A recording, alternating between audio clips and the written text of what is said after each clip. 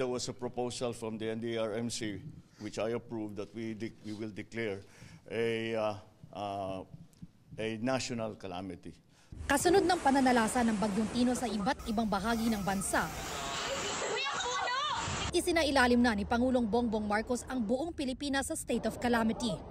Dahil yan sa matinding pinsala na iniwan ng bagyo sa ilang lalawigan. Dahil nasa state of national calamity, mapapabilis daw ang paglalabas ng pondo para sa tulong na ibibigay sa mga nasalanta. Mapapabilis ang ating procurement so that we don't have to go to the usual bureaucratic procedures and we can immediately provide assistance to the victims of the storms.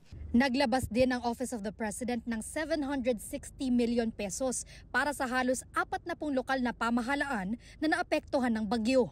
Kasama na riyan ang Cebu Province na makakatanggap ng 50 million pesos kasama ng iba pang lalawigan sa Visayas at Mindanao.